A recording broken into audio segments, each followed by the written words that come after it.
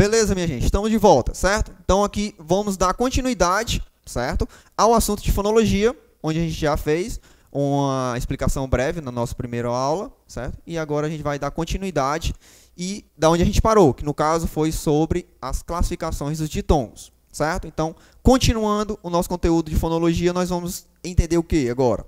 Ditongo, ele é classificado em oral ou nasal, né? Que pode ser chamado também de aberto ou fechado, depende da banca, certo? E crescente e decrescente, certo? Basicamente, são estas as classificações, beleza? Então, a princípio, o oral vai tratar de ditongo, onde o som sai basicamente pela boca, apenas pela boca, não tem obstrução nasal. O nasal já está dizendo, vai ser um som mais fechado, né? Onde o som vai sair mais pelo nariz.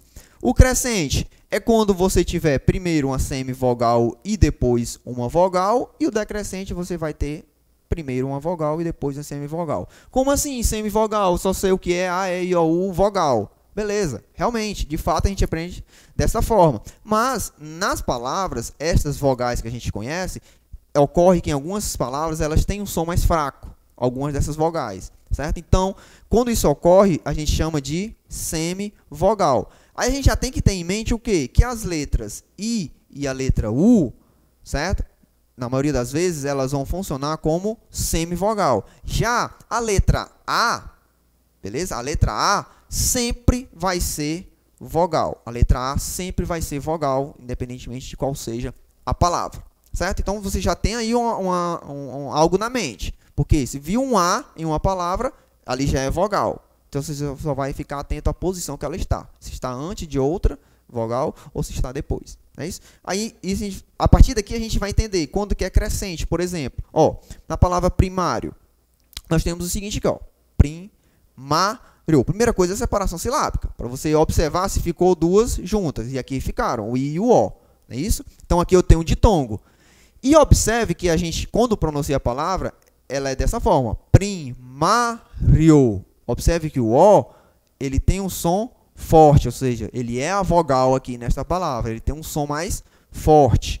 Enquanto que a letra I, ela tem um som mais fraco, ó, primário. Ninguém fala primário, nós falamos primário, certo? Então, observe que a situação aqui nos diz que a gente está partindo de um som fraco para um som forte, ou seja, estamos em ascensão, estamos subindo. Então, a gente chama este caso de ditongo crescente. Basicamente é isso. Pegou a palavra, fez a separação silábica, água. Observou que ficaram duas vogais juntas. A princípio, você vai entender como vogais. Ditongo. Aí você vai observar qual a sequência. Veio primeiro a semivogal ou a vogal? Veio primeiro a semivogal. Água. Até porque o A sempre vai ser vogal. Então, aqui, ditongo crescente. Glória, a mesma coisa. Ditongo crescente. Toda vida que parte da semivogal para a vogal. E o decrescente? Ao contrário. Partiu primeiro da vogal para depois a semivogal. Pai. Ninguém fala pai. Nós falamos pai. Né? Vou partir do som forte, que é a letra A, para o som fraco. Ou seja, o A é vogal, porque sempre vai ser. E o I é semivogal. Certo? Então, eu estou descendo. Noite. Certo? Noite. Ó. Descendo. Então, ditongo. Ditongo por quê? Porque ficaram juntas. Decrescente. Porque primeiro veio a vogal e depois veio a semivogal. Pauta. Mesma coisa. Vogal A, semivogal, letra U. Certo? Então, quando isso ocorre, nós temos aqui um ditongo decrescente. Certo? Questão de oral. Como eu disse, o som vai sair muito mais pela boca do que pelo nariz. Basicamente é isso. Observe. Ó. Deixa eu fazer logo a separação. Indivíduos. Observe que o som é oral, não é algo fechado, nasal, por exemplo, que nem mãe, certo? Que nem também, né? O também é um som fechado, um som nasal. Aqui não. Aqui, ó, indivíduo, ó, série, homogênea, certo? São todos sons abertos, sons orais, certo? Então, quando isso ocorre um ditongo oral. Eu poderia classificar, por exemplo, vamos pegar a palavra séria. Beleza, ela apresenta um ditongo oral. Mas aí, esse ditongo é decrescente ou crescente? Eu posso também classificar? Pode também. Além de ser ditongo aqui e de ser oral, eu também o classifico como ditongo o quê? Crescente. Série. Observe que a letra E é o som forte, enquanto que a letra I é o som fraco, certo? Então, estou subindo, então é crescente. Aceita essas classificações, quais? Oral e crescente. Enquanto que o nasal, como eu disse, é um som fechado, certo? Um som que vai sair muito mais pelo nariz do que pela boca. Aí nós temos aqui, no caso da palavra sem, certo? Onde a letra M tem som de I, lembrando lá que eu falei lá, não é isso? Então, aqui, é ditongo sim, é um monossílabo, ficaram juntos, a letra E e a letra I, é ditongo, e é um som fechado, então é sem, né? Nasal, fechado. Basicamente, a classificação se dá desta forma. Sim, quen, tá. Observe aqui, a letra U, sim, quen, ó, quen, U é sonoro e é fechado. Fechado até mesmo por quê? Por conta desse N aqui, né, que provoca a nasalização da letra E. Lembra lá da aula anterior que a gente viu, dos dígrafos vocálicos, onde eu disse que vogal e N provocam dígrafo, não é isso? Então aqui o E e o N é dígrafo, e o E e o U é ditongo, certo? Ditongo nasal. E mãe, mesma coisa, certo? Então, basicamente, ditongo nasal vai ser isso. Um som fechado. Um som onde o som vai sair pelo nariz. Basicamente é isso, certo? Continuando. Tritongo, certo? Nosso próximo assunto. Primeira coisa que eu tenho que ter em mente. Nos tritongos, eu tenho que ter, na palavra, quando eu fizer a separação silábica, esta sequência. É importante saber que tem que ser sempre semivogal, vogal e semivogal? É importante, porque só será tritongo se tiver esta sequência, uma semivogal, uma vogal e semivogal. Se for semivogal, semivogal e vogal, não é tritongo. Não é tritongo, certo? Só para ter um exemplo logo, ó. Ba, na, bui, yu.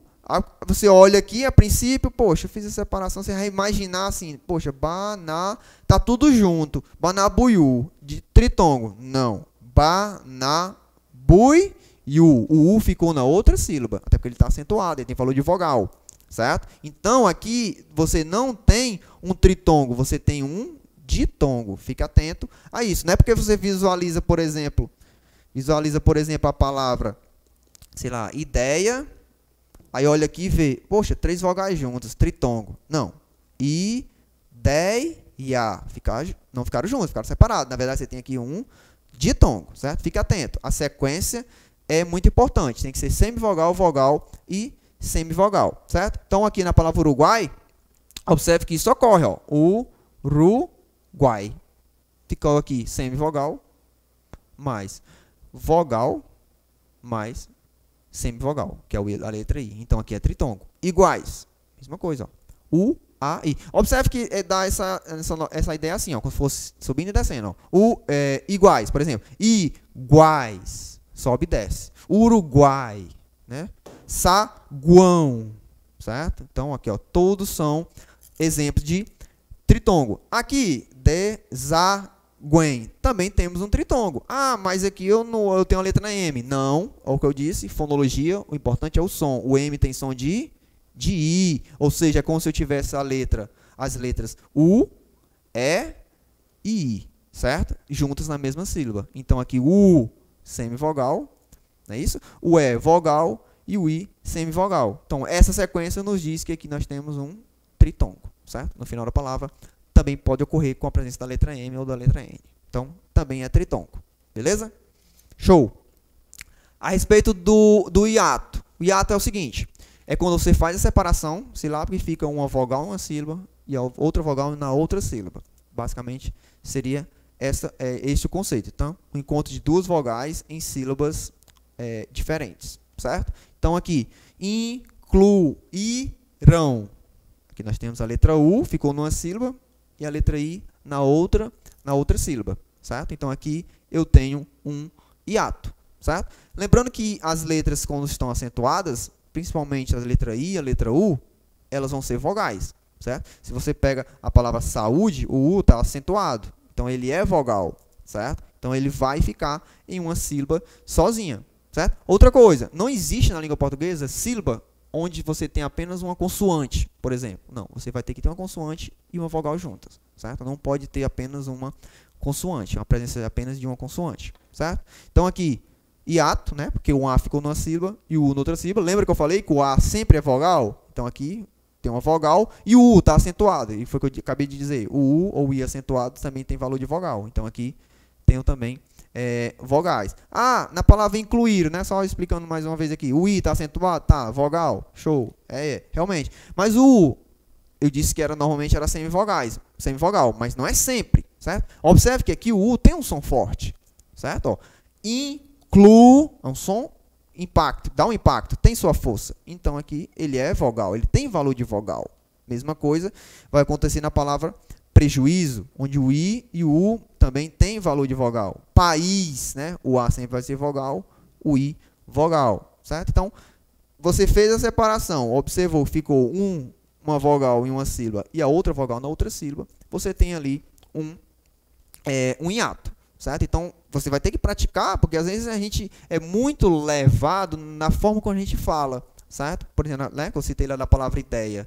A gente fala assim, ideia, né? Dá uma ideia, até combinou, de que as últimas 3 sílabas, letras, né, são todas juntas, mas não é, certo? Não é. Então, tem que ter a praticar, pegar palavras e realmente praticar, dar uma pesquisada, que isso é o que vai lhe ajudar, é a prática, certo? Então, caótico, né? Vogal e vogal, separados, sabíamos e período, todas elas nós temos hiato, porque ficou vogal em uma sílaba, vogal em outra, vogal em uma sílaba, vogal em outra, vogal em uma sílaba, vogal em outra, certo? E vogal acentuada sempre vai ser valor de vogal. Classificação das palavras quanto ao número de sílaba. Aqui é bem simples, porém importante. Por quê? Para quando a gente estiver vendo a acentuação gráfica, certo? Isso aqui é fundamental, porque as regras de acentuação gráfica vão ter como base isso daqui, você saber o que é um monossílabo, por exemplo, e também, a gente vai já falar aqui, saber o que é uma oxítono, uma paroxítono e uma proparoxítono. As regras de acentuação vão estar encaixadas com o seu conhecimento a respeito disso. Então, aqui nós temos, com relação à quantidade de sílaba, né? Monossílabo, já está dizendo apenas uma sílaba, pá, pé, só, bem, certo? Apenas uma sílaba, não tem como separar, beleza?